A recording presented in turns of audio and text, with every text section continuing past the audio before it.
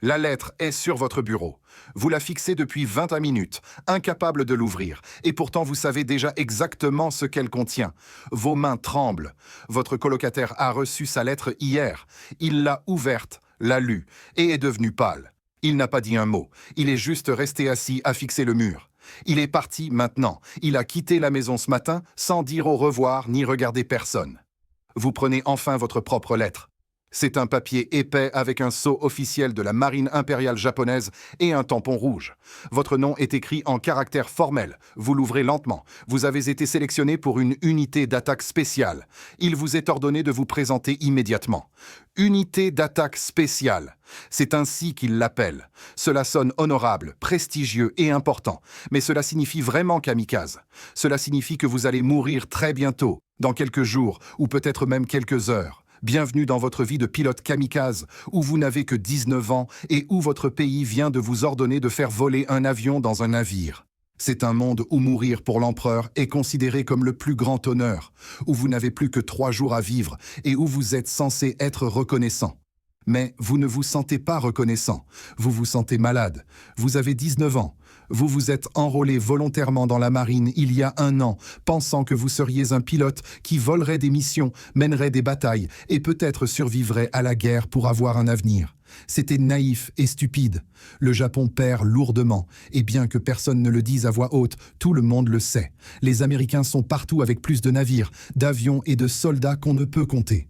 Ils ont des ressources et du pouvoir. Le Japon n'a que le désespoir. Le Japon ne peut plus gagner de batailles conventionnelles, ni rivaliser avec la puissance de feu américaine. Ils ne peuvent pas remplacer leurs pertes. Alors, ils ont inventé une dernière stratégie, les attaques suicides. Ils prennent de jeunes pilotes à peine entraînés, les placent dans des avions chargés d'explosifs et les font voler dans des navires américains.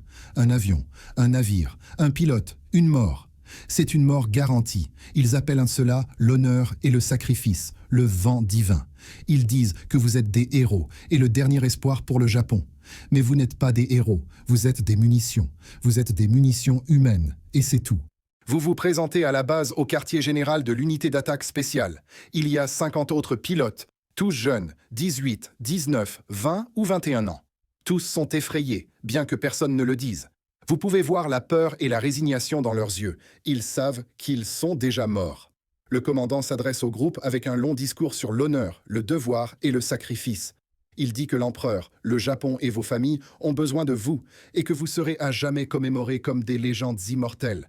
Vous n'écoutez pas vraiment. Au lieu de cela, vous pensez au visage de votre mère quand elle apprendra la nouvelle et à votre sœur de 12 ans qui grandira sans vous. Vous pensez à votre petit ami Ko. Vous vouliez l'épouser après la guerre. C'était le plan, mais il n'y a plus de plan et plus de après. Il n'y a que ça. On vous assigne un avion, un chasseur zéro modifié pour une mission kamikaze, avec des réservoirs de carburant supplémentaires pour le long vol et une bombe de 500 kg en dessous. C'est suffisant pour couler un destroyer ou un croiseur si vous le frappez précisément. C'est la clé. Vous avez une chance et un essai. Il n'y a pas de deuxième essai. Soit vous atteignez la cible, soit vous mourrez en essayant. De toute façon, vous mourrez. L'entraînement commence immédiatement, bien qu'il ne soit pas très poussé. Vous n'avez pas besoin d'apprendre les manœuvres de combat, les tactiques d'évitement ou l'atterrissage, car vous n'atterrirez plus jamais. Vous n'avez qu'une seule chose à apprendre, comment diriger votre avion à pleine vitesse vers un navire en mouvement. Vous apprenez comment plonger et maintenir le contrôle jusqu'à l'impact. C'est l'étendue des compétences. Diriger l'avion vers le navire, ne pas le manquer et mourir. On vous montre des films d'attaque réussis, des avions tombant du ciel et s'écrasant sur des navires, suivis d'explosions massives. L'instructeur dit fièrement que tel est votre but. Votre but est d'exploser. Vous avez 3 jours avant votre mission, 72 heures à vivre. On vous dit d'écrire des lettres d'adieu à votre famille, vos amis ou votre petit ami. Vous vous asseyez avec du papier et un stylo, mais votre cerveau est gelé. Comment écrit-on une lettre d'adieu à 19 ans ? Vous essayez quand même, parce que vous devez le faire. Vous écrivez à votre mère, lui disant que vous avez été choisi pour un grand honneur et que vous êtes fier de défendre le Japon. Vous lui dites de ne pas pleurer et que vous la rendrez fière. Vous mentez. Chaque mot est un mensonge. Vous n'êtes ni honoré ni fier. Vous êtes effrayé et en colère. Vous ne voulez pas mourir, vous voulez rentrer chez vous, revoir Ko et juste vivre. Mais vous ne pouvez pas écrire cela, car ce serait considéré comme une faiblesse et un déshonneur. Alors vous mentez et écrivez ce qu'elle doit lire. Écrire à Ko est bien plus difficile. Vous lui dites que vous êtes désolé, que vous vouliez l'épouser et vieillir ensemble, mais que vous avez votre devoir. Vous lui demandez de se souvenir de vous, mais aussi de trouver quelqu'un d'autre et d'être heureuse. Vous pleurez maintenant, et vos larmes maculent l'encre sur le papier. Personne ne regarde, car tous les autres écrivent aussi leurs lettres et pleurent.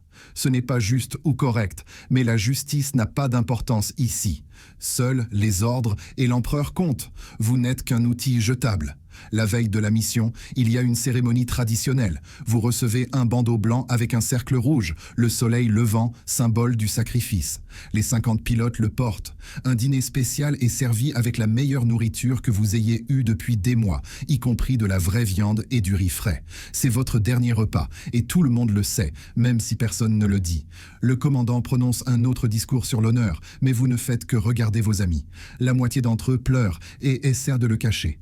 Vous savez tous que vous allez mourir demain, et il n'y a rien que vous puissiez faire. Vous ne dormez pas cette nuit-là. Vous fixez juste le plafond en vous demandant s'il y a une vie après la mort ou juste le néant. Vous pensez à vos 19 ans et à quel point ce n'était pas suffisant. Vous vouliez une vie pleine, mais vous n'obtenez qu'une bombe et un navire. Le matin arrive trop vite. Vous êtes réveillé à l'aube pour enfiler votre combinaison de vol et vos bottes. Les mécaniciens ravitaillent votre avion et attachent à la bombe, s'assurant qu'elle fonctionnera parfaitement pour son unique utilisation. Vous montez dans le cockpit et vous attachez. Les commandes sont familières, mais c'est la dernière fois que vous les toucherez. Le commandant vous tend un petit paquet pour après. Vous ne demandez pas à quoi il sert quand vous êtes mort. Vous le mettez simplement dans votre poche. 50 avions et 50 pilotes se préparent à mourir, se répartissant sur différentes cibles pour maximiser les dégâts. Vous êtes maintenant un missile humain guidé. Le moteur démarre avec un rugissement formidable. Normalement, vous aimez ce son, mais aujourd'hui, il sonne comme un compte à rebours vers votre mort. Vous roulez jusqu'à la piste et attendez, tandis que les avions décollent un par un. Quand c'est votre tour, vous poussez les gaz, le sol devient flou et vous tirez sur le manche.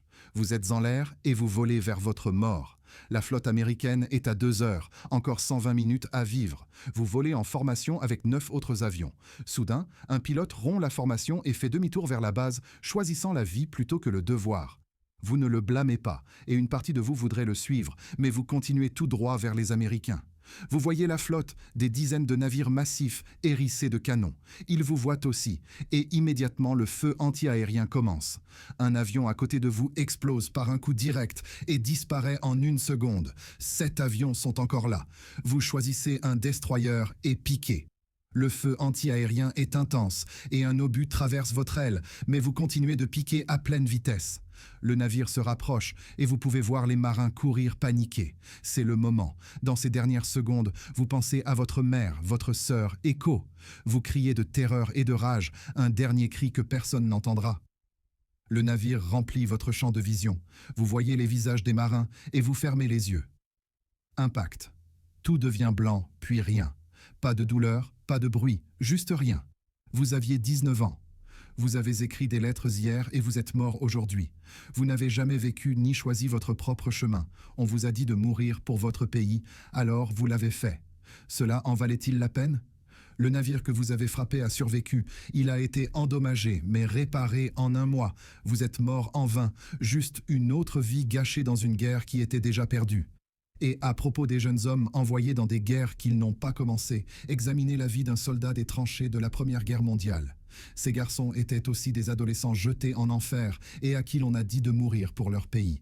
C'était une autre guerre, mais la même jeunesse gâchée et la même mort insensée. Le lien est dans la description. Si cette histoire a changé votre vision des sacrifices faits dans l'ombre de l'histoire, veuillez vous abonner et aimer la chaîne. Nous mettons au jour l'histoire qu'on a essayé d'enterrer. Aidez-nous à semer les graines de l'avenir. Le prochain trésor d'histoire sera bientôt ouvert.